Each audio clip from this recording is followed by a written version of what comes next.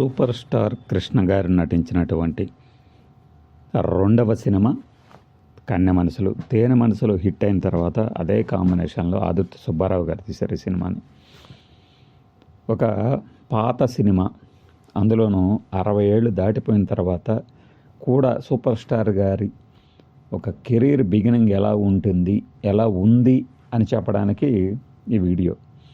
సుకన్య గారు, సంధ్యారాణి, రామ్మోహన్, కృష్ణ నలుగురు ఇందులో నటిస్తే చుక్కలాంటి చిన్నాడు అనే ఒక సూపర్ హిట్ సాంగ్, ఈ ఉదయం నా హృదయం అనే పాడుకుంటూ లల్లాయి పాటలు ఆలపించే జమీందారి విడిగా మన రామ్మోహన్ గారు నటిస్తే, ఒక బట్టలు ఉతుక్కుంటూ జీవనం సాగించే వర్గం నుంచి వచ్చినటువంటి క్యారెక్టర్ గంగులుగా కృష్ణ గారు. ఇందులో ఒక అద్భుతమైన డైలాగ్ ఉంటుంది. మనం గతంలో ఈ వీడియో చేసినప్పుడు కన్నె మనసుల గురించి చెప్పాం. అది నువ్వు వెయ్యిచ్చినా సరే, చంపినా సరే, ప్రేమ మాత్రం పుట్టనే పుట్టదు అంటారు కృష్ణ గారు. అంటే ప్రేమ పుట్టాలి అంటే బెదిరించిన, సొగసులు చూపి ఊరించినా అది పుట్టదు, హృదయంలో దానంతట అదే స్వచ్ఛంగా రావాలి అన్న క్యారెక్టర్, అన్న థీమ్ కనిపిస్తుంది ఇందులో. ఈ సినిమాకి సంబంధించి మీరు పాత పత్రికల తాలూకు కటింగ్లు చూడండి. ఇందులో రామ్మోహన్ గారికి ఉన్నటువంటి శారీరక లోపం లాంటిది అది ఎత్తి చూపిస్తే ఒక వ్యక్తి, అది కృష్ణ గారికి అంటగట్టారు. 60 ఏళ్ల తర్వాత అయినా మనం దీని గురించి చర్చించుకోవాల్సిందే. అలానే కృష్ణ గారు ఎలాంటి నటన ప్రదర్శించారు అనేది, ఇప్పుడు 1966లో ఎవరు కృష్ణ గారు సూపర్ స్టార్ అవుతారని, ఒక దున్నేస్తారని, చలనచిత్ర పరిశ్రమకే ఒక మకుటం లేని మహారాజులాగా భాసిల్లుతారని ఎవరు ఊహించి ఉండరు కదా. అయినా కూడా అప్పుడు కృష్ణ గారిలోనే ఒక నటన ఉంది, ఆయనే డైరెక్టర్ చెప్పినట్టు ఉంటారు, షైన్ అవుతారు అని చెప్పడం మీకు ఇప్పుడు ఈ సోదాహరణంగా వివరిస్తున్నాను చూడండి. అక్కడ మీకు ప్లే అవుతున్నటువంటి పేపర్ కటింగ్స్లో ఈ విషయం స్పష్టంగా ఉంది. మీకు పాత పత్రికలు, ఆంధ్రపత్రిక, భూమి, జ్యోతి అప్పట్లో ఉన్నవి, అలానే జమీన్ రైతు తాలూకు క్లిప్పింగ్స్ ఇవన్నీ కూడా ఎవరి లాభం కోసమో, డబ్బా కొట్టడానికో, పొగడ్తల కోసమో కాదు కదా.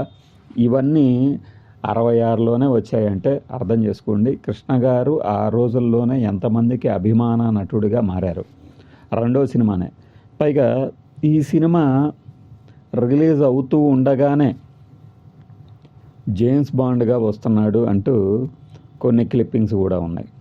అంటే ఒక సినిమా రిలీజ్ అయింది, రెండో సినిమా రాబోతుంది అన్న ప్రకటనలు, ఆ సినిమాల్లో నటించినటువంటి జయలలిత గారు ఆ స్టిల్స్ కూడా చూడవచ్చు. అప్పట్లో పేపర్ క్వాలిటీ అలా ఉండేది కాబట్టి మీకు అస్పష్టంగా గమనిస్తూ ఉండవచ్చు. ఇందులో అయితే ఇంత అమాయకత్వంతో కూడినటువంటి ఒక స్వచ్ఛమైన పాత్రలో ఉన్నటువంటి ఈ సినిమాలో నటించిన వారికి భవిష్యత్తు ఎలా ఉంటుంది అనేది వాళ్ళు ఊహించలేదు. కానీ కృష్ణ గారు ఆ తర్వాత తెలుగు చలనచిత్ర పరిశ్రమ మకుటం లేని మహారాజుగా సింహాసనం అధిష్ఠించి మరి ఏలినటువంటి సంఘటనలకి మనందరం సాక్ష్యం.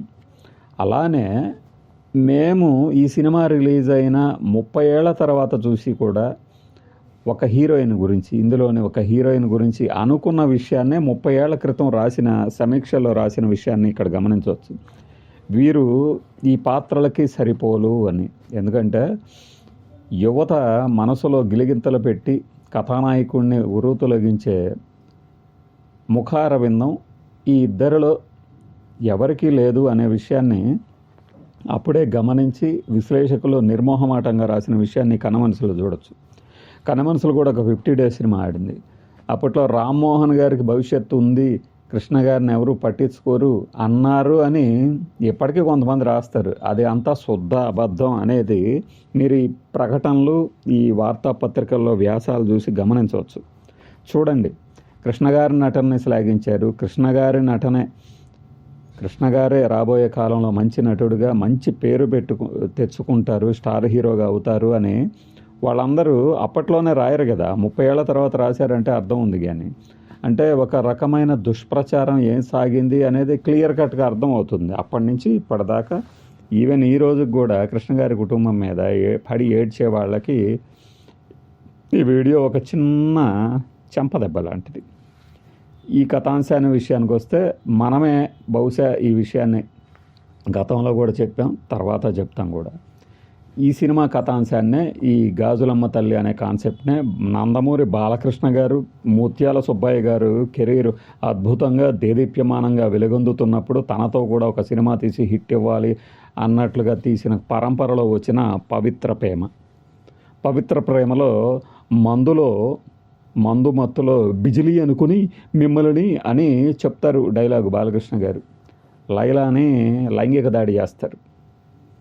చివరిలో అతను మత్తు తెలుసుకొని మాణిక్యం పాత్ర తన దగ్గర ఉన్నటువంటి గాజులనే ఆమె స్వరూపంగా భావించి, లైలా స్వరూపంగా భావించి ఒక గుడి కట్టిస్తారు. అదే ఇందులో గుమ్మడి గారు చేస్తారు కన్నె మనసుల్లో, గాజులమ్మ తల్లి అంటూ.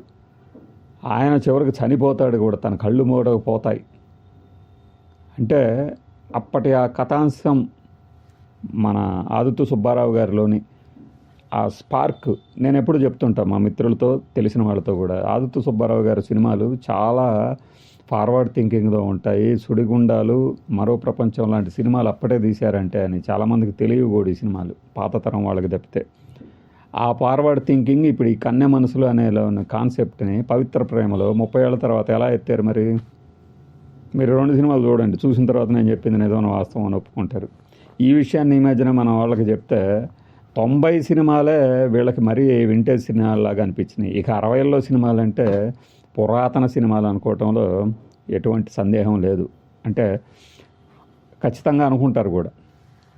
అలా ఆ రోజుల్లోనే, అంటే ఇది పెద్ద బ్లాక్ బస్టర్ సినిమా కాకపోయినా ఆ సినిమా ఒక గుర్తింపు తెచ్చింది. తర్వాత వచ్చినటువంటి ఈ గూఢాచారి ఏ రేంజ్లో ఆడిందో, కృష్ణ గారిని పతాక స్థాయికి తీసుకెళ్ళడానికి తొలి అడుగులు ఎలా పడ్డాయో 116 గురించి చెప్పక్కర్లా. ఆ ఒక్క సినిమాతోనే 20 సినిమాల్లో బుక్ అయ్యారన్నారు.